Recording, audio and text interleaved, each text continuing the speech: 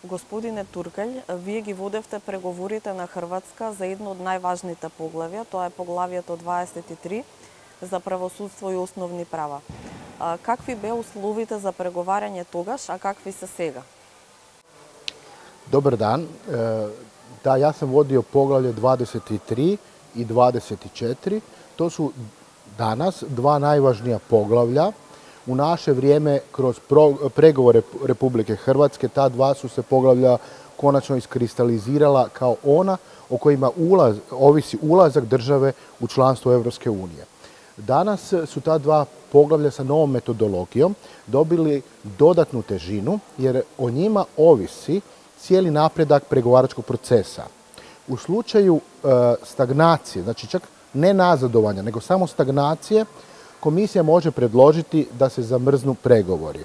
Također, u slučaju da napredak u reformama u ta dva poglavlja ne ide jednakom brzinom kao u ostalim poglavljima, pa recimo da ste brži u okolišu, da ste brži u tržišnom gospodarstvu, ali ste ovdje prespori, Europska komisija također može predložiti da se zaustave pregovori. To vam pokazuje koliki je teret na nosećim institucijama koje nose ta dva poglavlja, Ministarstvu pravosuđa i Ministarstvu unutarnjih poslova u ovom pregovaračkom procesu. Во своите изјави велите дека едно од најважните работи за стекнување на зависност на судството е политичкиот консензус. Успеа ли Хрватска да постигне политички консензус на ова поле? Ovako, konsenzus mislim da je najvažnija stvar na jednoj razini politički konsenzus. Kad kažem politički, to su svi akteri, znači sve vodeće političke partije, stranke, koje se trebaju dogovoriti o tome da stvarno žele državu uvesti u Europsku uniju. Pored tog konsenzusa, iznimno je bitno da postoji konsenzus sa ključnim dionicima, na engleskim stakeholderima u pravosuđu, jer su ta tijela nezavisna. To znači da postoji nekako međusobno razumijevanje između sudbene, tužiteljske vlasti, advokatske vlasti i Ministarstva pravosuđa, odnosno vlade, izvršne vlasti, oko toga da se reforme trebaju provesti.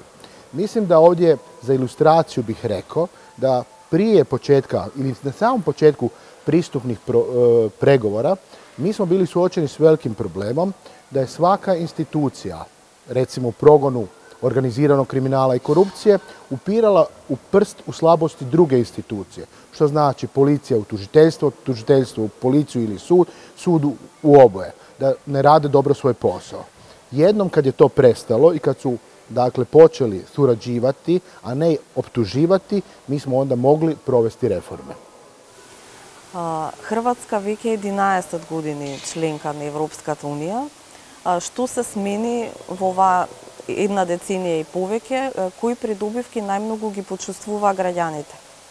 Pa ja mislim da je najvažnije što, zahvaljujući članstvu u Europskoj uniji, omogućen je ubrzani rast, gospodarski rast Republike Hrvatske, što znači da mi jednim ubrzanim tempom sustižemo prosjek. Dakle, mi smo gospodarski bili na kraju Europske unije, sada se polako približavamo po standardu sredini Europske unije. To je moguće upravo zbog kohezijske politike Europske unije koja pokušava razviti sve regije Europske unije. Ja mislim također iznimno važno da je razina tolerancije prema drugima i različitima unutar Hrvatske dignuta na jednu višu razinu.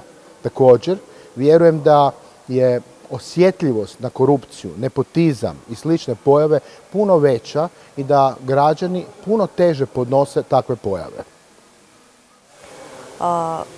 Дали со членството во ЕУ има корупција? Што е сега поразлично? Дали се ефикасни механизмите за борба против корупција во Хрватска? Ja mislim da su se ključne promjene dogodile za vrijeme pristupnog procesa.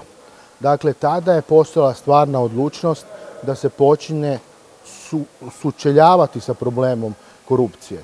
U početku negacija problema i ja kao pregovarač morao sam razgovarati sa brojnim institucijama, znači prvo u pogledu prevencije, jer ja mislim da je prevencija korupcije ključ, smanjiti rizik da korupcije uopće dođe. Dakle, kad god bi nazvao neko ministarstvo, prvi odgovor je bio kod nas nema tog problema. to je pokazatelj kad neko tako razmišlja da postoji veliki problem.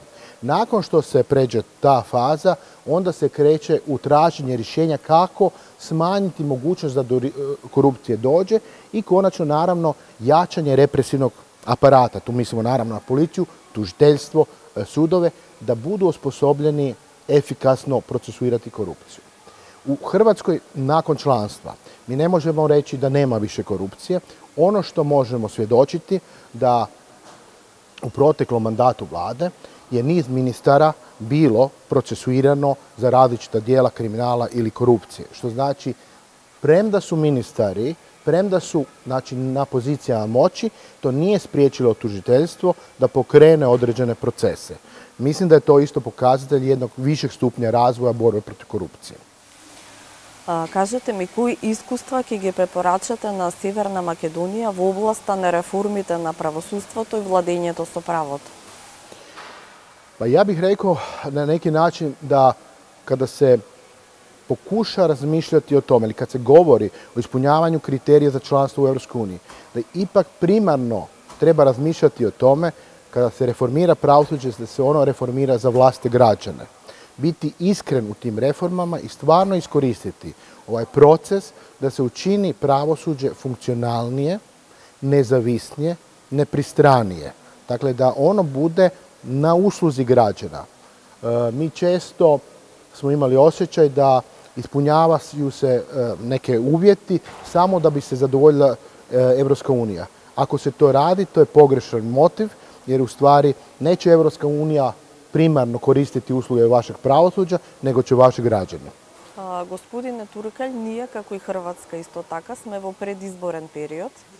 Опозицијата вели дека има услови да се промени преговарачката рамка, која во сегашната форма предвидува уставни измени и тие да имаат одложено дејство, односно кога ќе ги затвориме поглавјата. Сте учествувале во преговарачкиот процес. Дали овие ситуации се можни во Европската унија?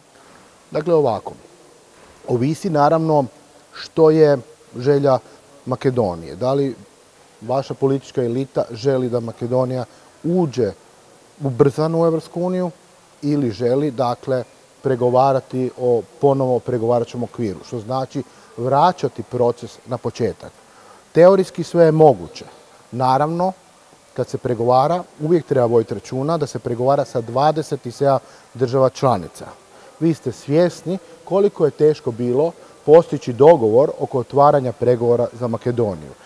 Također, vjerojatno ste i svjesni koliko je truda naš predsjednik vlade uložio da uvjeri svoje kolege u Europskoj uniji da treba krenuti sa pregovorima s Makedonijom.